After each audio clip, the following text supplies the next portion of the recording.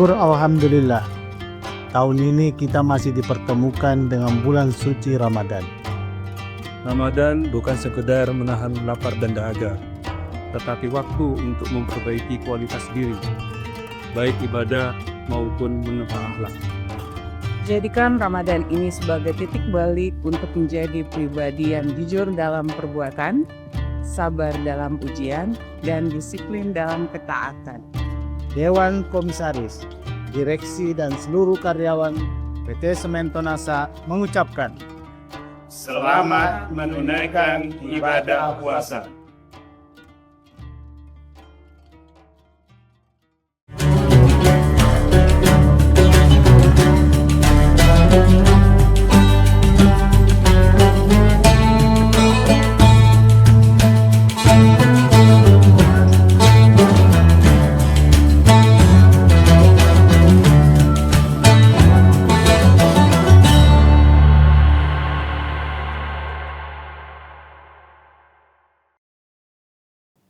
Assalamualaikum warahmatullahi wabarakatuh. Tribuners, seperti apa kabar Anda pada hari ini? Senang sekali tentunya saya Ilu Devi Sania dapat kembali menyapa Tribuners dalam program Syiar Ramadan. Di bulan suci Ramadan kali ini kita selalu menghadirkan tema-tema yang menarik untuk menemani Tribuners menantikan waktu berbuka puasa. Hari ini tema kita merupakan zakat bukan di angka tapi dirasa, dan untuk membahas tema tersebut kita sudah bersama dengan Bapak Ustadz hari ini di studio, Bapak Kiai Haji Sabarudin LC yang sudah menemani kita akan nanti berbincang juga bersama kita. Assalamualaikum Pak Ustadz. Waalaikumsalam warahmatullahi wabarakatuh. Kabarnya seperti apa Pak? Alhamdulillah. Alhamdulillah baik, dan juga ini sudah beberapa hari kita lalui dalam bulan suci Ramadan. Semoga semua Tribuners juga bisa menjalankan ibadah dengan baik pula. Dan tema kita pada hari ini merupakan zakat bukan di angka tapi dirasa. Mungkin boleh disampaikan kepada Tribuners Pak Ustadz terkait dengan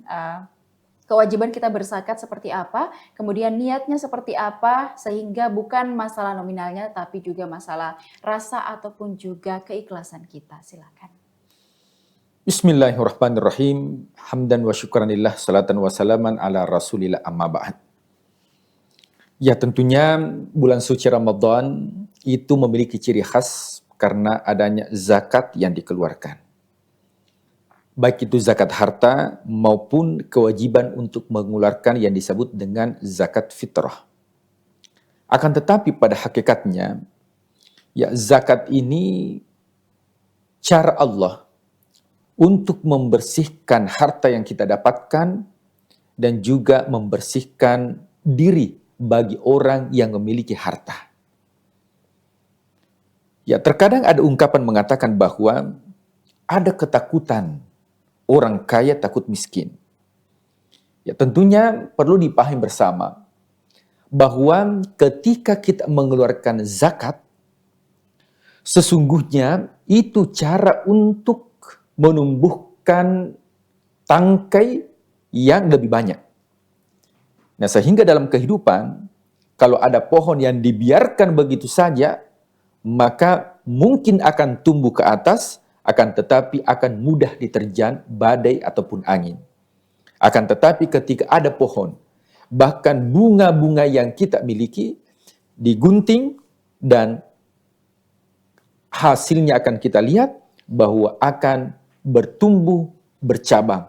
Demikian hanya filosofi daripada harta yang kita miliki. Sesungguhnya, orang yang mengeluarkan zakat ini, khususnya zakat harta, bukan mengurangi harta. Akan tetapi justru mengurangi kesombongan yang ada dalam diri kita. Ya, karena terkadang ada ketakutan mengeluarkan harta yang kita miliki. Kenapa takut mengeluarkan harta yang kita miliki? Karena kita takut harta yang kita miliki ini berkurang. Makanya ya Islam ini mensyariatkan yang namanya zakat. Ya, zakat ini bukan musuh iman. Akan tetapi zakat ini merupakan pintu emergensi untuk menghilangkan penyakit-penyakit yang halus. Kadang kita bisa mengobati penyakit-penyakit yang kronik. Kadang kita bisa mengobati penyakit-penyakit yang tidak terlihat dengan diruqyah, akan tetapi ada penyakit yang ada dalam diri manusia, yang mana penyakit tersebut tidak bisa disembuhkan dengan obat, tidak bisa disembuhkan oleh dokter, akan tetapi hanya bisa disembuhkan dengan tazkiyatun nafs, pensucian jiwa, dan itu bisa dilakukan dengan mengeluarkan harta yang kita miliki. Tribuners yang dimuliakan Allah Subhanahu wa Ta'ala. Kenapa? Apa yang disucikan? Kita lihat ayat dalam Al-Quran, Allah Subhanahu wa Ta'ala berfirman, "Khudh min amwalihim." Jadi di sini ada perintah. Bahkan pada zaman Rasulullah SAW, pada zaman Khalifah Abu Bakar As-Siddiq, orang-orang yang enggan untuk membayar zakatnya, maka rumahnya itu dibakar dan dimusuhi. Makanya dalam Al-Quran dikatakan, "Khudh min amwalihim," ambillah. Jadi di sini ada paksaan. Kalau dalam kehidupan membayar pajak saja itu, kita takut kalau tidak membayar pajak, bagaimana dengan zakat? Justru kadang kita abai bahwa itu merupakan haknya Allah Subhanahu wa Ta'ala. Nah, kenapa dalam Al-Quran dikatakan khudh min amwalim, ambillah hartanya? Karena tujuannya untuk apa? Tutahhiruhum wa tuzakihim biha. Zakat itu bukan hanya mensucikan diri orang yang berzakat, bukan hanya mensucikan harta. Akan tetapi yang disucikan adalah cara mendapatkan harta tersebut, dan juga yang disucikan adalah sifat-sifat yang ada dalam diri kita. Sifat seperti apa? Sifat merasa. Ketika harta kita diminta atau ingin dikeluarkan, maka muncul rasa merasa. Merasa saya yang berusaha. Saya merasa ini adalah cara saya untuk mendapatkan harta. Wah, ini karena saya pintar sehingga bisa menghasilkan harta. Karena saya berilmu sehingga saya bisa menghasilkan harta. Sifat merasa itulah yang akan dibersihkan. Ego dalam diri seseorang, sifat anania dalam diri itu yang dibersihkan ketika seseorang mengeluarkan yang namanya zakat. Banyak orang yang ahli ibadah, banyak orang yang ahli tahajud, akan tetapi ketika berkaitan dengan harta, dia berpikir 7 kali. Banyak orang yang sujud, bahkan ketika dia berdoa meneteskan air mata. Tapi ketika sudah berkaitan dengan harta, maka dia berpikir 10 kali. Ya, bahkan saya pernah dengar seorang petani, bahwa kalau masalah ibadah luar biasa, tapi kalau sudah berkaitan dengan harta, maka dia berpikir 100 kali. Kenapa bisa demikian? Bukan masalah hartanya, akan tetapi ego dalam diri itu yang dibersihkan. Apalagi kalau kita mendapatkan harta itu dengan cara yang capek. Harus peras keringat, banting tulang. Inilah yang menyebabkan, inilah yang dibersihkan ego kita, merasa bahwa kita mendapatkan ini karena kekuatan kita, kita mendapatkan karena kepintaran kita. Itulah yang disucikan oleh zakat ketika kita mengeluarkan zakat harta. Maka pada prinsipnya zakat itu bukan ikhlas atau tidak ikhlas. Jadi mengatakan saya tidak berzakat, ya nanti saya takut riya. Saya tidak berzakat, nanti saya tidak ikhlas. Ikhlas tidak ikhlas itu merupakan bonus ketika kita mengeluarkan zakat. Tapi yang paling terpenting adalah apakah kita taat kepada Allah atau tidak taat kepada Allah.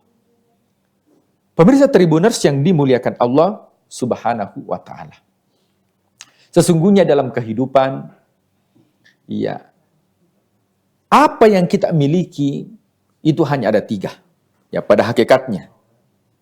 Yang pertama, apa yang kita makan, itulah yang kita miliki sesungguhnya. Yang kedua, apa yang kita gunakan, itulah milik kita sesungguhnya. Jadi ada pakaian yang kita tidak gunakan, sesungguhnya itu bukan milik kita.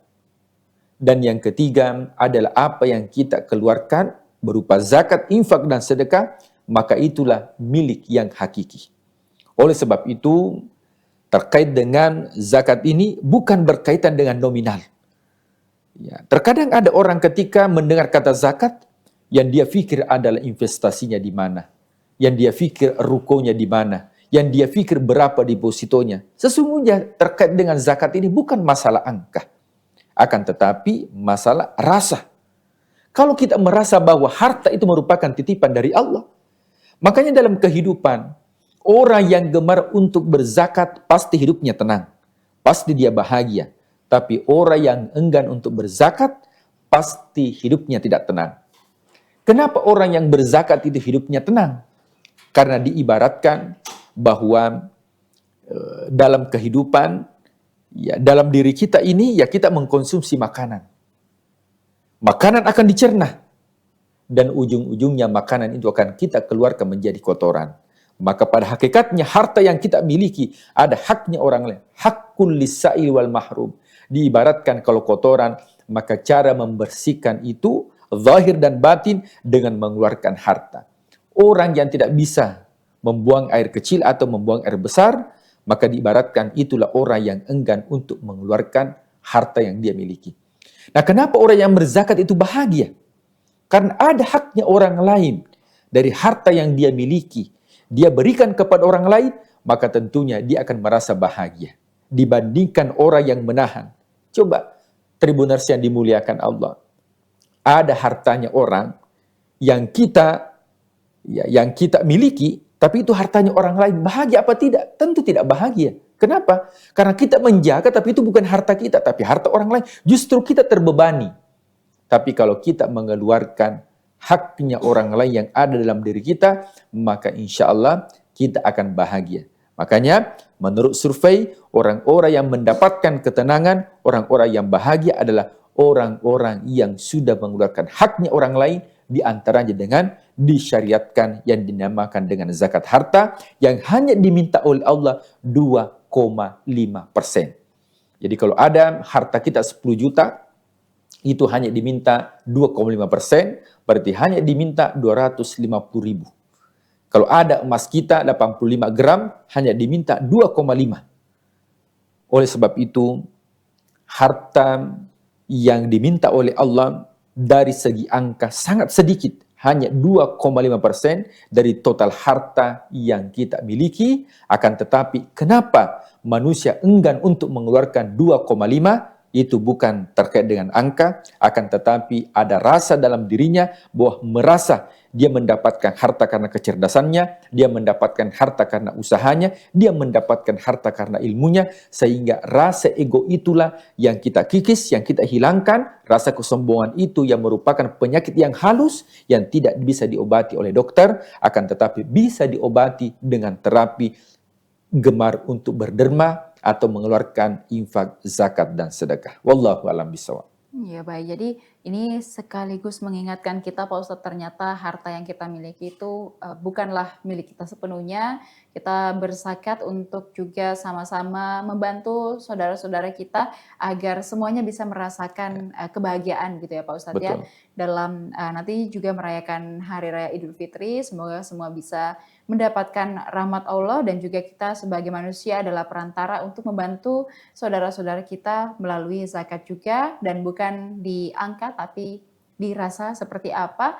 Kemudian juga ini mengingatkan kita bahwa semua yang kita miliki itu hanyalah titipan. Jadi dengan zakat kita memberikan yang dititipkan Allah sama kita untuk saudara-saudara kita yang lain yang juga lebih membutuhkan. Terima kasih Pak Ustadz sudah memberikan wejangannya pada hari ini.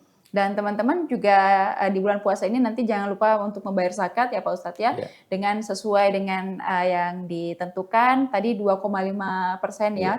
Allah tidak meminta semuanya, tapi hanya 2,5% untuk saudara-saudara kita. Dan kalau kita sudah berzakat, rasanya hidup itu sudah plong ya Pak Ustadz ya. Betul. Sudah merayakan hari raya juga dengan penuh hikmat dan juga ada rasa yang bahagia begitu. Terima kasih Pak Ustadz, semoga kita terus bisa memberikan inspirasi dan juga memberikan sharing-sharing kepada seluruh Tribuners yang sudah menyaksikan pada hari ini. Dan Tribuners, terima kasih tentunya sudah terus menyaksikan Syiar Ramadan di Tribun Timur, Mata Lokal Menjangkau Indonesia. Saya Ilu Devi Sania beserta narasumber dan juga seluruh kerabat kerja pamit undur diri. Wassalamualaikum warahmatullahi wabarakatuh.